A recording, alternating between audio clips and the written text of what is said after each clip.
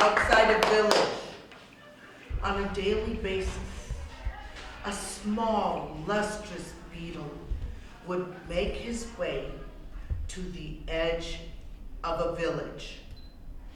There, he would seek little bits of vegetation and seeds to feed him through the day.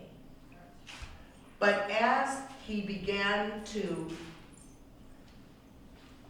is this better? I think that you can see where the screen. Oh, I see, okay. So, sorry. But as he began to gather about the edge of the village one day, some children came upon him. Oh, look at that beautiful, shiny beetle, they all said. And they were looking at him and getting a bit closer and closer, and they played with him for a while, and then they kind of got even closer, and as they did, they began to say less flattering things about Beetle. Why, look at how formless he is. But mostly, he's bald. He has no hair. Oh. And Beetle heard and tried to keep himself safe in the hands of these children. Finally, they dropped Beetle, and Beetle made his way back to his special place, feeling not so good about himself. Bald, he said. And then he had something of an idea. He was a forager, so he walked about until he found a dead carcass of a deer. And he picked some of the hair from that carcass. And then on his way back to his special place, he saw a sweet gum tree, and he gathered some of the sweet gum, and he took it to his special place, and before he went to bed, he put these two items down, took his rest, but before he went to the village the next day, he took that sweet gum and put it on his head, and then he took the deer hair and stuck the deer hair on his head. Voila! So he went to the village end again, and he heard the sound of the children. Didn't much care. The children saw him. Why, look, he's gone through quite a change. Now he has hair. Oh, the other children said, just will you look at that?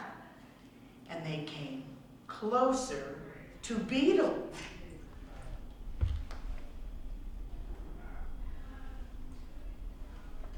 Yes, he has hair.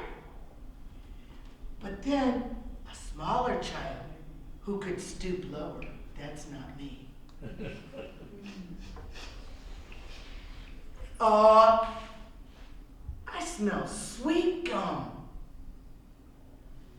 The kids picked up Beetle. They loved sweet gum.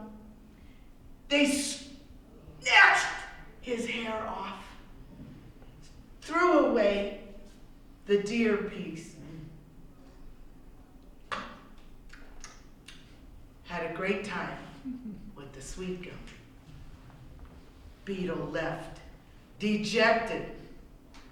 He thought to himself, why is it that these children in the village, who are so much younger than me, have hair, and I, who am an elder and accomplished, why am I bald? And he went again to where he had found that carcass. And he gathered more of the hair from the deer carcass. And this time he found a tall cactus. He took a very sharp piece from the cactus and he stuck that thorn right in the base of the cactus, and this white sap came out. And he gathered the sap, and he already had his deer hair, and he went home, and he put it in a safe place. And he slept for the night, certain that this time he would encounter these children and be above reproach. In the morning,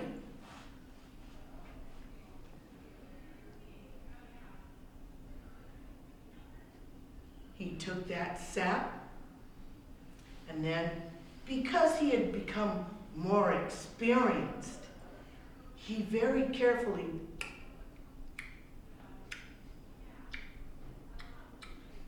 put the hair on his head. And he went to the water's edge and looked at his image. Looking good. So he walked back to the edge of the village to have some food. And what happened? Again, the children came.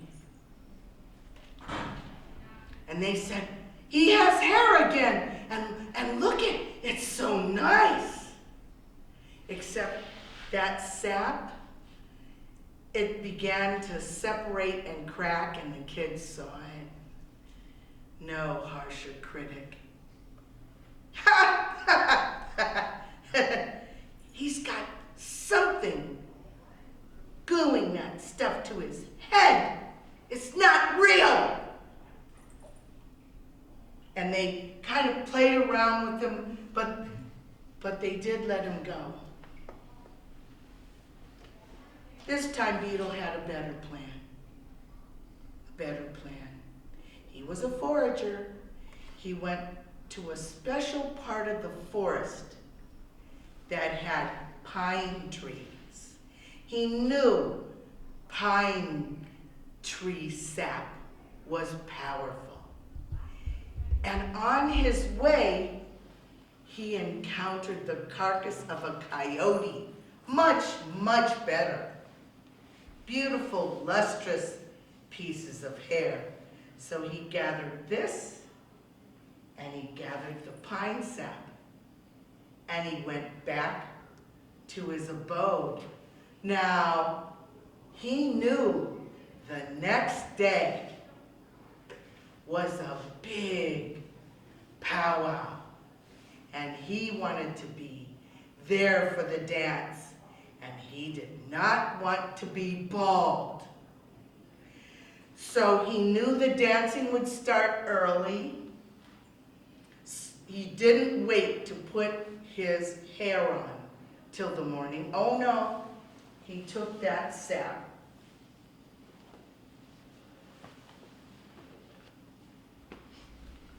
and he put it on his head, and then he took the coyote hairs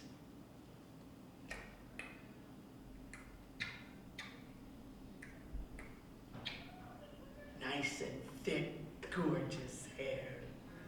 He knew he looked good. So he laid down to be ready for the morning. And the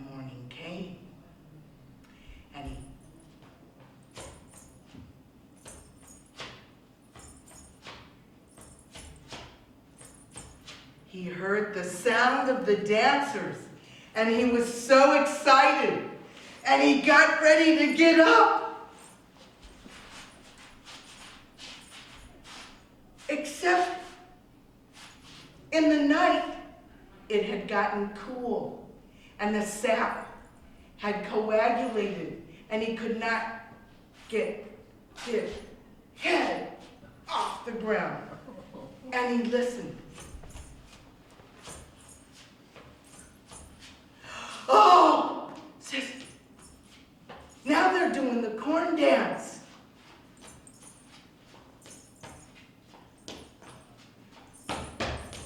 Oh, now they're doing the golden wheat dance.